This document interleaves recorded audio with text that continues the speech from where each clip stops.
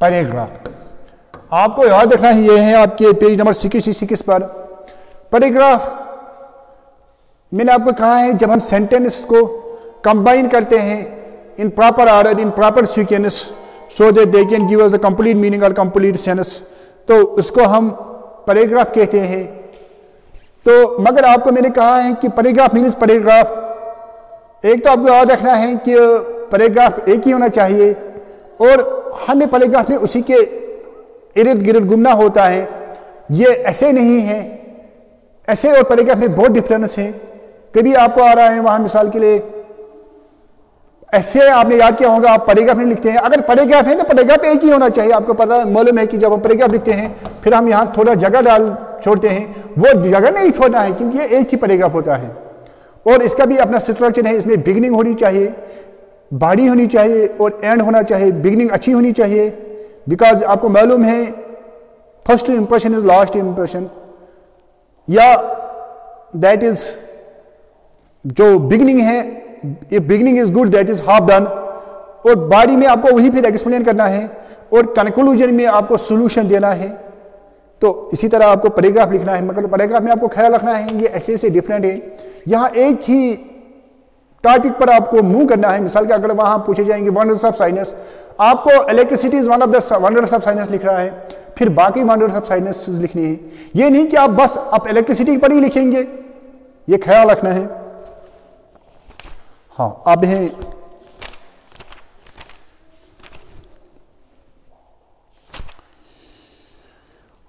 Page number 82 पर है idioms. Idioms और फ्रेजेस मैंने आपको कहा है कि इनका डीपर मीनिंग होता है, ये आपको याद करने हैं। अब थोड़ा है आपके टेक्स्ट बुक पर, मुझे लग रहा है कि अगर वो पूछेंगे तो इसी से इस पर आप थोड़ा नजर मारेंगे ये कौन कौन है। मिसाल के लिए a dime a dozen, a dime a dozen का माने है गो टू बेड, इसका डीपर मीनिंग होता है, सुपरफिशियल मीनिंग नहीं होती है।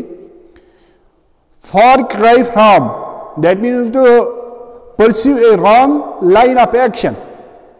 Off one is rocker, means to take credit of someone else's work. ये बहुत काम है, 10 हैं। Hit the sack means very different from. Barking of the wrong tree means crazy, insane, पागल। तो ये मतलब 10 हैं, ये उस पर इन पर आप नजर थोड़ा मानेंगे, ये इंपॉर्टेंट है थोड़ा। इसी तरह वर्ड फॉर्मेशन हमने उससे पहले भी कहा है, कभी कभी हम सफिक्स ऐड करते हैं वर्ड को तो वो अपना माने दे रहे हैं। मिसाल के लिए यहाँ है एंटी, एंटी का माने आपको मालूम है, एंटी का माने अगेंस्ट, एंड इसी तरह auto means self, bi means two, micro means small, mis means badly, mono means one, ex means former, multi means many, over means too much, post means after, pro means in favour, re means again, जो मैंने आपको इससे पहले भी कहा है, सब means under, और अगर अंडर ही होगा अंडर मीन्स नॉट अनफ। ये थोड़ा वर्ड्स को जब हम इनको प्रीफिक्स में ऐड करते हैं वो और कुछ माने देते हैं। हाँ, इसी तरह कुछ कोलोकेशंस हैं। कोलोकेशंस आपको याद रखना है कि कोलोकेशंस के मुख्तलिफ किस्म हैं। नाउन प्लस, यानी कि जब दो वर्ड्स कंबाइन होते हैं और उनका जो अभी मैंने आपको अगर डीपर मीनिंग होती है तो उनको हम कोलोकेशंस कहते हैं। तो यहां कुछ है नाउन, यहां इसने दिखाया है adjective plus noun, heavy smoker, regular exercise, big improvement. इसी तरह नाउन प्लस नाउन होता है डिपार्चर टाइम, कंफर्ट जोन, यानी कि 2 या 2 से ज्यादा जब इकट्ठे होंगे, ये भी थोड़ा यहां आपको है, आप देख सकेंगे पेज नंबर 86 पर। हाँ, वर्बल कोलोकेशंस हैं, अदर कॉमन कोलोकेशंस हैं, आप यहाँ देख सकेंगे क्योंकि जो आपके यहाँ मरे हैं उसी पर आप फिर से हैं 89 पर प्रोनाउंसिएशन। मैंने बार बार कहा है कि ये इंपॉर्टेंट है। फिर है पंक्चुएशन, पंक्चुएशन मैंने भी पढ़ाया है, आपने पढ़ा भी होगा। Punctuation means pause, stop. जब हम कुछ पढ़ते हैं तो हम पॉज लेते हैं क्योंकि हम कंटिन्यू में नहीं कह सकेंगे। तो आपने पढ़ा है पंक्चुएशन, और पंक्चुएशन का खास ख्याल रखना होता है एग्जाम में भी। अगर हम पंक्चुएशन इस्तेमाल नहीं करेंगे तो इसका माना और कुछ निकलता है, कोई भी अपोजिट माइनिंग निकलता है। मिसाल के लिए मैं ऐसे लिखूंगा, स्टैंड अप, स्टैंड अप, फिर मैंने यहां कामा किया है डोंट सिट डाउन। इसका माने है उठो बैठो मत, उठो बैठो मत। अगर मैं ऐसे ही ये लिखूंगा, यही मैं लिखूंगा स्टैंड अप, यही मैंने लिखा है डोंट सिट डाउन, यही मैंने लिखा है, मगर चेंज मैंने कहा कि स्टैंड अप डोंट, फिर मैंने यहां काम किया है स्टैंड अप डोंट, उठो मत, सिट डाउन बैठो, यानी कि इसका अपोजिट माने वहां कह रहा है उठने के लिए, यहां कह रहा है बैठने के लिए। माने कैसे चेंज हुआ इस कामत से, तो इसका ख्याल रखना है आपको। हाँ, ये आपको मालूम है कौन कौन है, फुल स्टॉप है, कामा है, सेमीकोलन है, ये यहाँ आपके पेज नंबर 91 पर भी दिए हैं, कोलन है, इंटरोगेशन मार्क है जो उसको आप ऐसे लिखते हैं, आपको मालूम है, ये डैश है, हाइफन है, पैरेंथेसिस में हम कभी रखते हैं ऐसे ब्रैकेट्स में, ये आपको याद रखना है। हाँ, इसका इसने भी यहाँ एक्सप्लेन किया है और मैंने भी वीडियोस अपलोड किए हैं, you can watch them also. इसी तरह है, फिर से इसने यहाँ लेटर के बारे में कहा है जो मैंने आपको पहले ही पढ़ाया है और मैंने वहाँ वीडियोस भी अपलोड किए हैं उसके। हाँ, अब है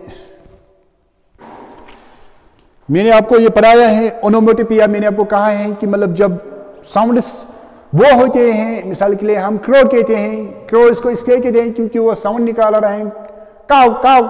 कभी बच्चे हम कहते हैं म्याऊ म्याऊ आया है, उसका मान है बिल्ली, यानी कि उसकी साउंड से हम इसका नाम देते हैं।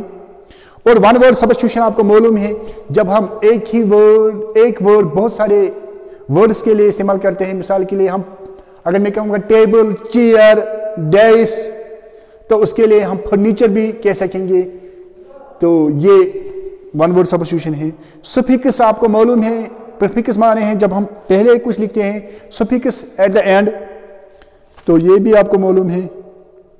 प्रोनाउंसिएशन फिर से पेज नंबर 119 पर, टेंसेस फिर से, तो ये मैंने आपको पढ़ाया है। हाँ, डायलॉग राइटिंग थोड़ा आपको याद रखना है। Dia means two and log means conversation, जब दो के बीच में कन्वर्सेशन होगी, मिसाल के लिए पेरेंट और सन, पेरेंट कुछ कहेगा और सन कुछ डिमांड करेगा, तो मगर आपको याद रखना है इसका थोड़ा फॉर्मेट होता है।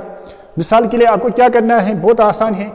आप मिसाल अगर सन ने कन्वर्सेशन स्टार्ट की, फिर ऐसे दो डॉट्स रखने हैं, फिर फादर ने क्या कहा है, और ये भी मतलब यहाँ भी स्टार्ट अच्छा होना चाहिए, लगना चाहिए कि कन्वर्सेशन स्टार्ट हुई है, फिर एंड भी अच्छा होना चाहिए, लगना चाहिए कि आप कन्वर्सेशन खत्म हुई है। ये है आपके पेज नंबर 123 पर। हाँ, और अब है लिटरेरी टर्म्स, जिस पर मैंने आपको 2 वीडियोस अपलोड किए हैं। हाँ, मैंने वो तो गूगल से ही पढ़ाया है, मगर अच्छा तरीके से पढ़ाया है क्योंकि वहाँ तो अच्छे थे वो डिफिनीशंस। तो ये है मिसाल के ओनोमेटोपोइया है, एल्ट्रेशन है, मैंने आपको पढ़ाया है, होमोफोन्स हैं। इसी तरह वर्ड स्ट्रक्चर जो मैंने आपको इससे पहले कहा है, सेंटेंस स्ट्रक्चर जिस पर मैंने वीडियोस बनाए मैंने पहले कहा है।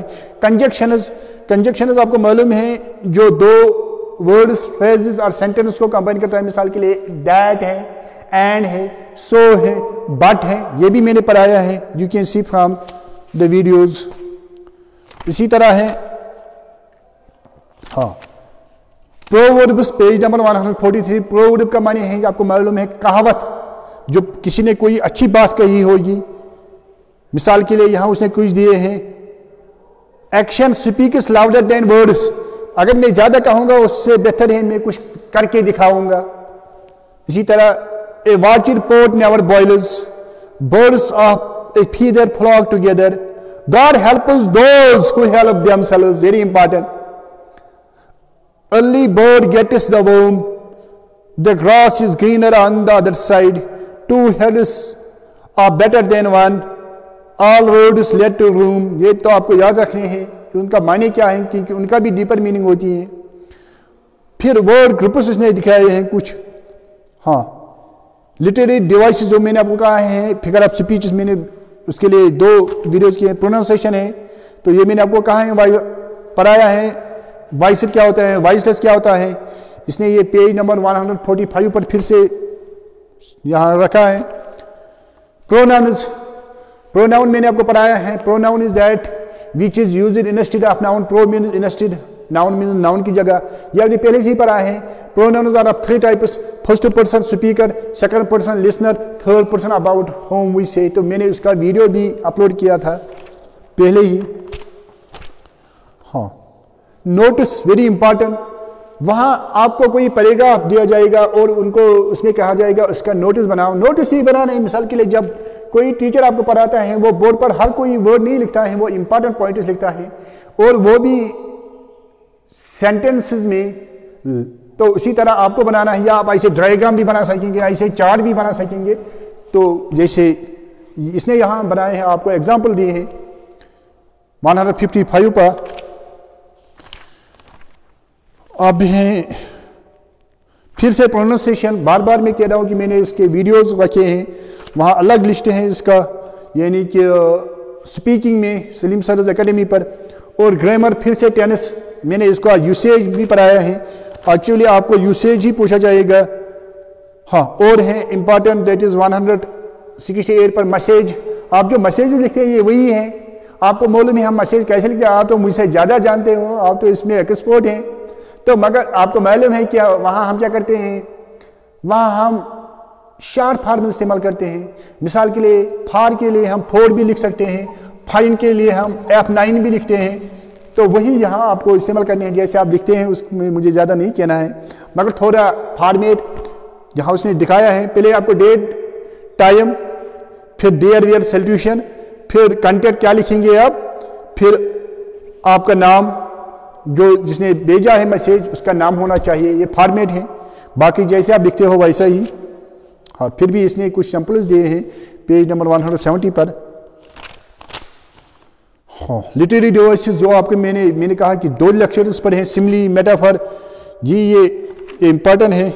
कंपाउंड वर्ड्स ये भी मैंने आपको कहा है। एडजेक्टिव्स, एडजेक्टिव्स पर भी मैंने शायद लगा 2-5 लेक्चर्स मैंने अपलोड किए हैं। Adjective is that which qualifies the noun और द प्रोनाउन। जो नाउन या प्रोनाउन के बने, he is a boy, he is a good boy, he is a bad boy. तो ये मैंने आपको वहाँ अपलोड किए हैं। You can watch that. और अब हैं सिलेबल। मैंने आपको कहा है कि syllable is part of the sound. जो हम कहते हैं हम एक ही वक्त नहीं कह सकेंगे, हम थोड़ा इसमें पाज लेते हैं। कुछ मानो सिलेबलिक होते हैं जिनमें एक ही सिलेबल होता है, एक ही बार हम इनको कहते हैं। मिसाल के पेन, बुक। आप कुछ हैं जो डाई सिलेबल का बाई सिलेबल के, टीचर, मदर, फादर। तो यानी कि जब हम वर्ड को डिवाइड करेंगे इसी को सिलेबल इंशार कहते हैं। ये भी मैंने पढ़ाया है। पॉलीसिलेबल्स है एग्जामिनेशन, फिर से टेनिस, ये तो मैंने आपको पढ़ाया है अच्छी तरह से।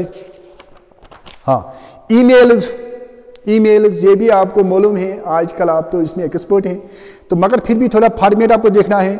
आपने देखा होगा पहले ऊपर होता है जब हम लिखते हैं, वहाँ से आता है हेडर, इसको हेडर कहते हैं। फ्रॉम, कहाँ से, तो किसको हम लिखते हैं। फिर डेट, फिर सब्जेक्ट होता है वहाँ, फिर वहाँ होता है थोड़ा लाइन आपको डाले हैं। फिर हम जब हम लिखेंगे, फिर हम लिखेंगे डियर, उसका नाम या सार या कुछ, जैसे हम लेटर में लिखते हैं। ये जो ऊपर इसको हेडर कहते हैं, जो आपने डियर वेयर लिखा है, जैसे हम लेटर में इसको सेल्यूशन कहते हैं, यहाँ भी सेल्यूशन कहते हैं। फिर है बॉडी, फिर हम अपना लिखना है नाम लास्ट पर, जैसे हम लिखते हैं। ये भी यहाँ उसने सैंपल्स कुछ दिए हैं। हाँ, फ्रेजल वर्ब्स, तो ये मेरा पर्सनिफिकेशन है, वही लिटरेरी टर्म्स है। ओनोमेटोपिया, फिर से प्रोनाउंसिएशन, तो ये मैंने आपको बार बार कहा है। Agreement of verb and subject, ये मैंने आपको पढ़ाया है कि एग्रीमेंट कैसे करते हैं वर्ब और सब्जेक्ट को, यानी किस वर्ब के साथ कौन सा क्या लिखना है, कौन सा नाउन लिखना है, कौन सा प्रोनाउन लिखना है, ये मैंने आपको पढ़ाया है। You can watch this also. Advertisement very important. Advertisement में आपको याद रखना है कि जो एडवर्टीजमेंट होती है, जैसे आप पेपर्स में देखते हैं, न्यूज़ पेपर्स में देखते हैं, वैसे ही आपको एडवर्टीजमेंट बनानी है। एडवर्टीजमेंट का मेन माने हैं कि जो कस्टमर्स हैं उनका अटेंशन आपकी तरह होना चाहिए। तो ये एडवर्टीजमेंट अगर ज़्यादा से बेहतर होता है कि ये बॉक्स टाइप होनी चाहिए, और ज़्यादा सबसे बेहतर है अगर वहाँ वो एडवर्टीजमेंट कोई होगी, वहाँ अगर आप डायग्राम बनाएंगे वो अच्छा रहता है। मिसाल के लिए अगर कॉस्मेटिक पर होगी, क्रीम पर होगी या सोप पर होगा, आप कोई यहाँ से दिखाएंगे कोई ब्लैक आदमी जो मतलब बहुत गंदा है, फिर वो यूज़ करेगा, वो बहुत स्मार्ट लगेगा। तो ऐसे ही मतलब उससे अच्छा रहता है, बेहतर रहता है अगर आप ये क्या कहते हैं, और ये रिदमिक और राइमिक होना चाहिए।